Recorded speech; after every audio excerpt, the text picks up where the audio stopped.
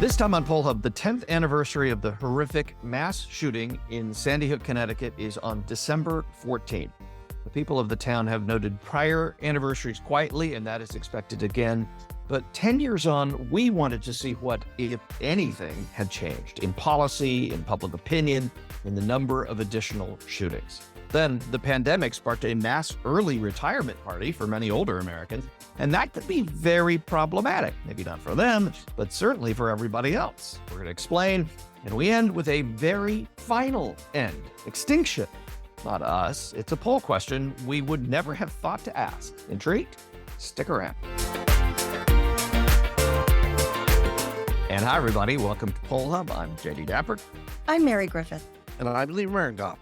Well, it's hard to believe, but next week will mark the 10-year anniversary of the horrible mass school shooting in Sandy Hook Elementary. I remember the day vividly. I was about 5 months pregnant with my oldest child, and needless to say, it was quite emotional to watch the coverage. So I could never imagine what it was like for the families involved in that mass shooting. Lots of promises have been made over the past 10 years, but yet at the federal level, we really haven't made much progress in terms of the passage of new gun laws. And there have been more and more mass shootings since that time. So, Jay, where do we stand in terms of public opinion, and why is there such a disconnect? Yeah, let's look at a couple of the numbers and just note again that this was not the only mass school shooting in American history, not the biggest mass school shooting in American history, but one I think that hit especially hard because the age of the children. These were elementary school kids, and what the murderer did was appalling in so many ways. At the time of that event, there was a lot of polling that suggested that,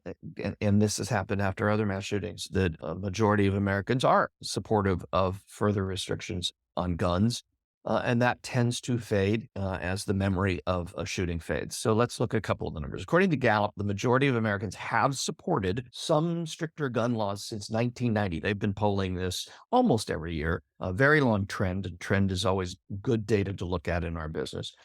With the exception of 2008 to 2010, when there was only a plurality, and then actually in 2011, just before this shooting, 43% of Americans supported stricter laws, and 44% said the laws were fine as they were. That again switched after this shooting when Gallup was in the field again in late December of 2012.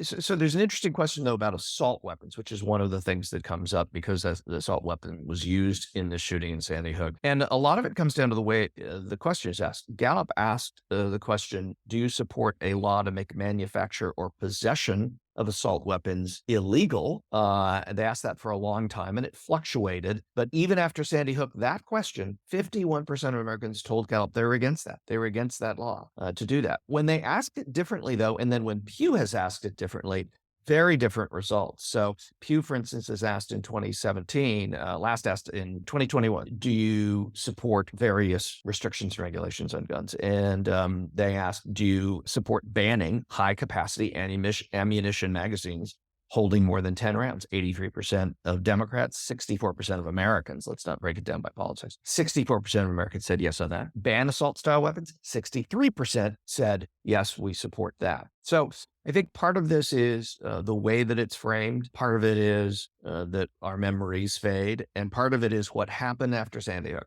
Barack Obama and a lot of other people stood up and said, we're going to do something. And 3 different Senate votes failed to pass any meaningful changes. The only changes that have happened have really been at the state level until this past year, when some gun control advocates would argue pretty minor series of gun regulations was passed and signed by Joe Biden.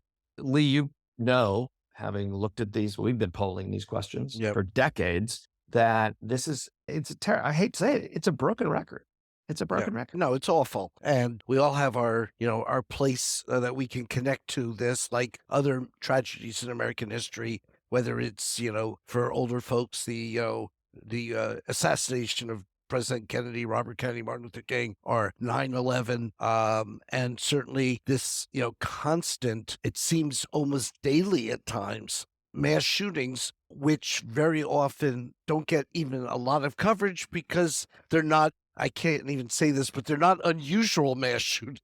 They're just your everyday run of the mill mass shooting. And I think that that's kind of, so when you look at the numbers, there's lots of guns. I think that's fair to say. People think it's a problem. I think that's all fair to say. But as you indicated, and Mary mentioned, that there is a disconnect between public opinion and public policy. And I think there's a lot of reasons for this. It's hard to sustain day 2 or day 3, or certainly the next week. Although it seems sometimes we get 3 or 4 in a week, that gets our attention. But then, as you say, barely nothing happens. And I think part of it, if you go back, we did have a ban on assault weapons. From 1994 to 2004, yeah, Clinton signed that, and then it was a 10-year law, and it expired, and they couldn't get it renewed. And the numbers now, there's a, question of correlation and causation. I get that. But the numbers during that period were not as, awful as they've become. So the question is, would a ban on assault weapons, have any kind of impact on this? Well, we just don't know because it doesn't go anywhere in Congress. And I think part of this, if you think of, we have to talk about the NRA and other people who are supported by that in Congress. And, I can, give you the figures, but, we're talking millions of dollars to many people, representatives in Congress, and also a fear that opponents or supporters of gun control think that they're going to get targeted with all kinds of mass mailings if they speak up.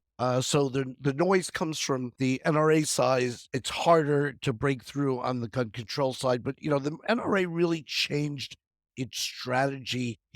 Earlier on, 20, 30 years ago, the protection of the Second Amendment was so that, you could use guns for recreational hunting. That's what the talk was. And then there was a switch, and guns became something about safety and protection of your neighborhood, protection of your family. And that has been a shift in the emphasis by the gun community, and I think it's been very effective. And then when we get in, I don't want to, raise any annoyances on this part, but I mean, what happens when there's a shooting? Okay, the folks call for gun control, but they're told that this is not a good time to talk about because we're in the middle of this horrific event, and this is not the time. Thoughts and prayers have almost become a hackneyed expression because that seems to be the response. And then the gun advocate side will talk about, well, this is a mental health problem. It's not a gun problem, or that we need to teach, armed teachers in the schools or something of that ilk. But, the mental health funding bills come up and they don't get the support like of those folks who say it's a mental health problem. So I think we really have, the issue with so many rationales as to why we can't go forward, topped off by the notion of, well, nothing really can get accomplished anyway. How do you do this? How do you solve this? And yet all you have to do is look around the world. And we are, I hate to say it, but if we're not number one, we're right up at the top in terms of gun violence. And other countries don't have this kind of problem at all or anywhere near the extent we have. So that's my soapbox. But, I live not too far from Sandy Hook, and I did go by the school. And I just wanted to sort of, many years later give some respect or something like that. And you feel there's a heaviness when you look at it's a new building, but that area, there's a heaviness that you can't get away from when you go there. It's sort of like, for those of us of age, when you go to Dealey Plaza in Dallas, it just is so impactful. But anyway, someone else may want to say something at some point.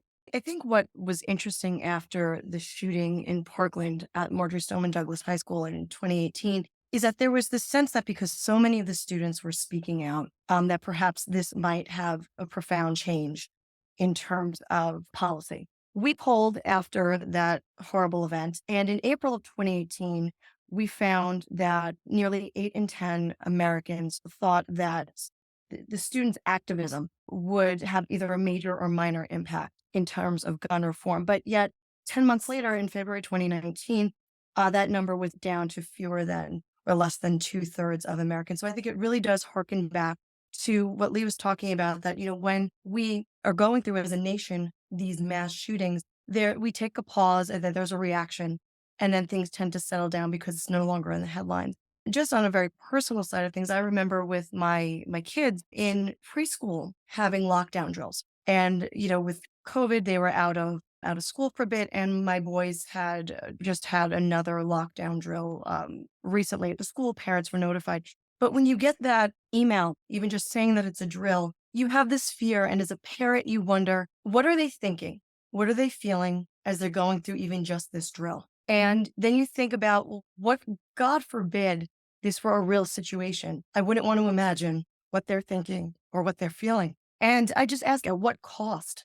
And there has to be, I believe in our right, I believe in our freedoms as Americans, but there has to be some sort of compromise where we can get beyond the revolving headline of a mass shooting, not just at schools, but at supermarkets or anywhere in the United States. And the Second Amendment does not really apply to what we now have as these assault weapons. I mean, if you don't draw the line at assault weapons, does that mean that the Second Amendment, and I am being sarcastic, but I'm not trying to be funny about this, but does it mean that if I get a little nuclear bomb, does that also, I mean, where do you draw the line in terms of what's available or not? And, and the other point I wanted to make, and I know, Jay, you want to jump into, the number of mass shootings we've had by year took a dramatic decline not too long ago. Why? Because of COVID. And people were not out. The schools weren't open. People weren't shopping. And what's happened since? The line skyrockets. It's just disturbing. So you can have a pause. You don't want to have COVID to create it, but you can have a pause. And if anybody needs to be convinced, listen to the tape of that young 10-year-old girl in Uvalde, Texas, who is inside the classroom and is calling for help while there's an army assembled outside the classroom, paralyzed and unable to respond. God, it just, you can't listen to that and come away with any other conclusion. Jay, pull us away from the emotion. Yeah, well, let's end just, Lee, you mentioned you went to Sandy Hook, and it is just over the New York border in Connecticut. A memorial opened last month. Yep. And so there is something to go and kind of pay your respects. So if you're in the area and you want to pull off Interstate 84, Sandy Hook now is you don't just have to kind of wander by the new school that was built where the old one was. There is a memorial that the town has built where you can quietly reflect on what had happened. Let's switch gears to something less sad, certainly, but something that is fairly dramatic. Americans during the COVID pandemic, we know a lot about a lot of people resigning from their jobs and early retirements and all that. But the retirement thing is a bigger story than I think it's gotten a lot of attention for. Americans are retiring later than ever in most cases. And this has ramifications for Social Security and job opportunities for younger workers in the overall economy.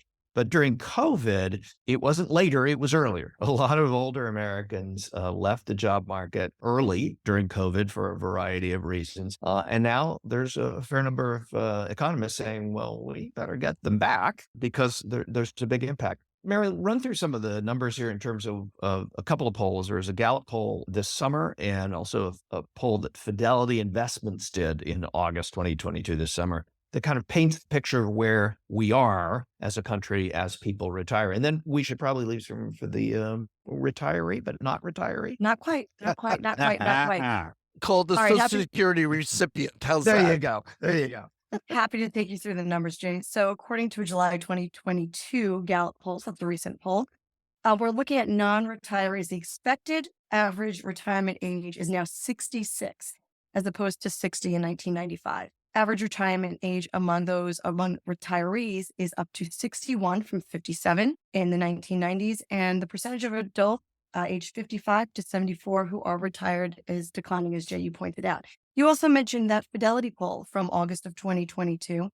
83% of retired Americans say they are enjoying their retired lives. I wish I knew that feeling. 68% of Americans retired earlier than planned. And 66 is the average age, according to this poll, that pre-retirees think that they will retire. So that's pretty much on track with the Gallup poll. And 53% of pre-retired Americans plan to work during their retirement. But let's take a look at this last number, which I think is really important to hone in on, which is 63% worry that inflation will cause serious economic hardship during retirement. So, Lee, what you got?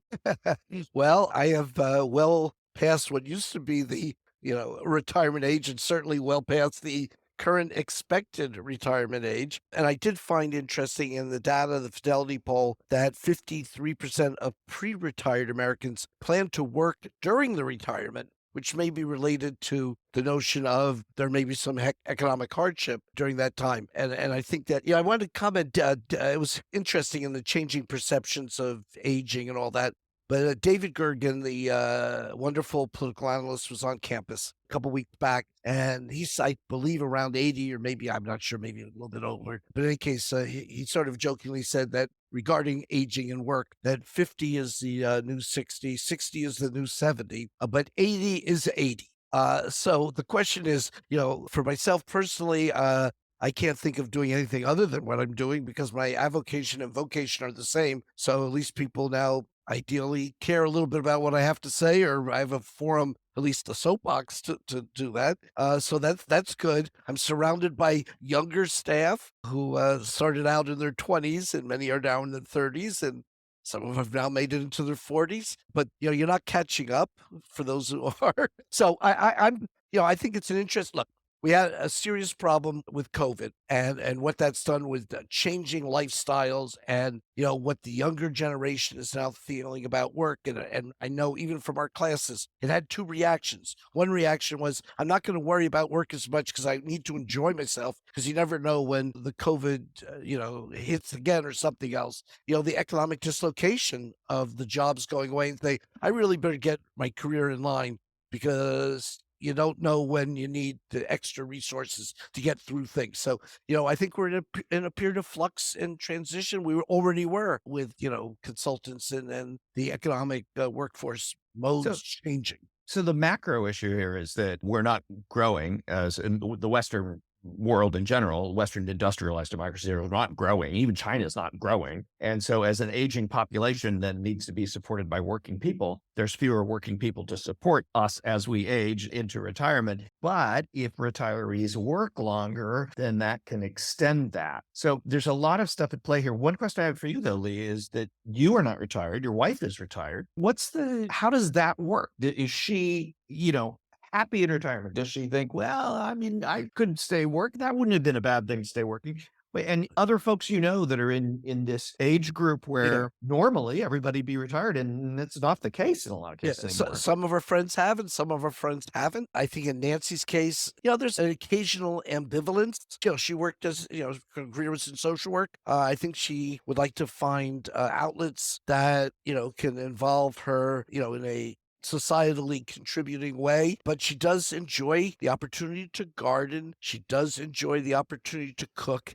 And I think on those cold, miserable days, not having to get up and commute an hour, there are its pluses. Although I must say she's very busy with like a committee work and stuff like that. I always say that she needs to go back to work so she has a little bit more time on her hands. Yeah, given COVID and the fact that we're working, everybody's a little bit more remote than they were, and in many ways, I'm not retired, but like right now, I'm at my desk at home, and so Well, that's so am I, and so is Mary, and we're yeah. a long way from retirement. So But that's everybody. it changed the Yes, nature of work. it did. And that will have an impact on this kind of question going down the road. So it's a big deal for families to kind of go through, and I don't know what I would do differently than kind of working. As they say, my avocation and vocation are the same. So if they want to pay me to do what I would be doing anyway, I'm more than happy to accept the money.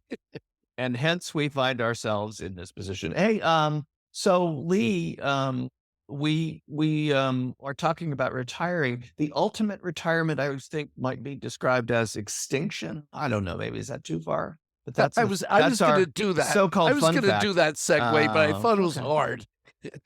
Yeah. There Yeah, you go. so anyway, we have an Ipsos survey, which we've found through our friends at the Roper Center Archives at Cornell University.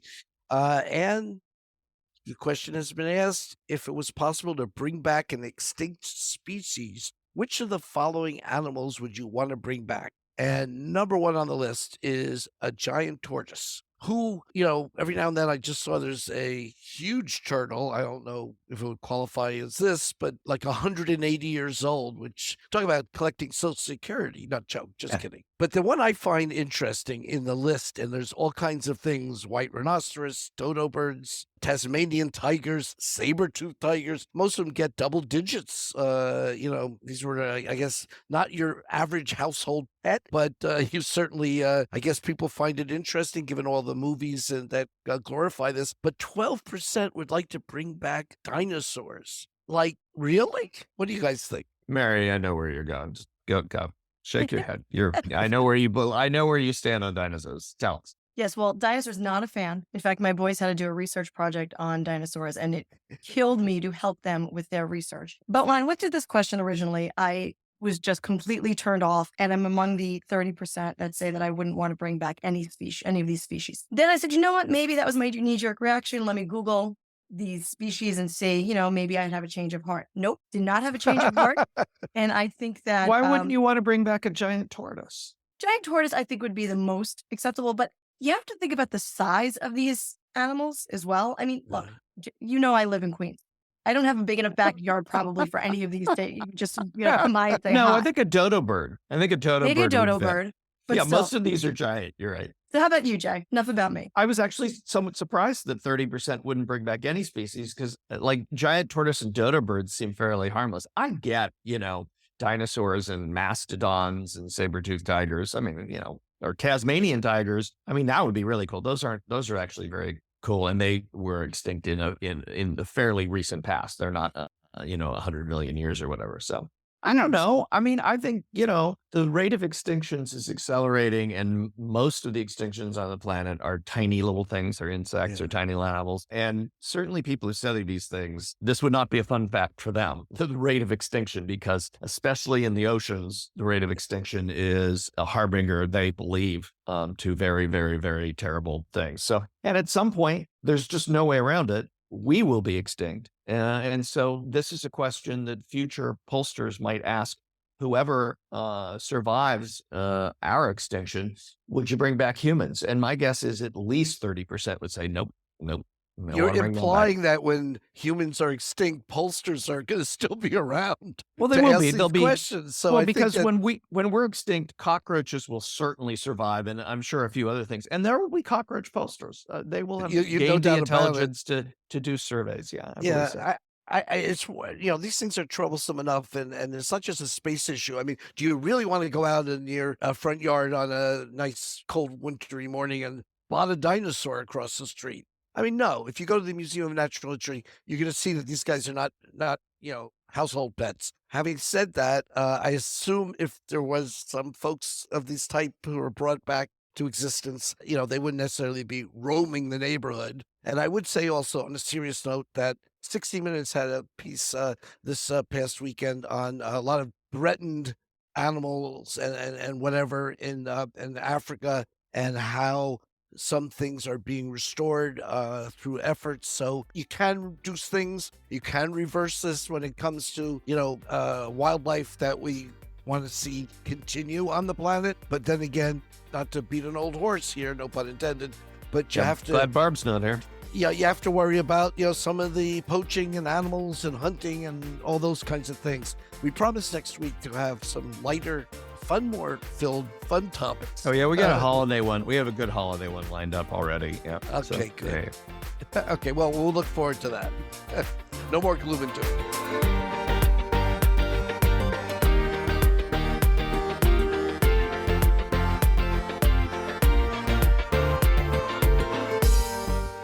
That'll do it for this edition of Poll Hub. Poll Hub is a production of the Marist Poll at Marist College in Poughkeepsie, New York. Mary Griffith is our executive producer. Casey Schaff is our production supervisor. If you enjoy Poll Hub, please consider leaving a review. Positive reviews help other listeners like you find us. If you'd like to learn more about polling and survey science, check out the Marist Poll Academy, our free online learning portal. If you have questions for us, tweet them directly to @MaristPoll. Remember, you can always tell your smart speaker to play Poll Hub, and with any luck, it will cooperate. Finally, wherever you listen to Poll Hub, There is a subscribe button. Click it, and the latest episode will be ready for you in your podcasting app as soon as we release it. We'll see you next time.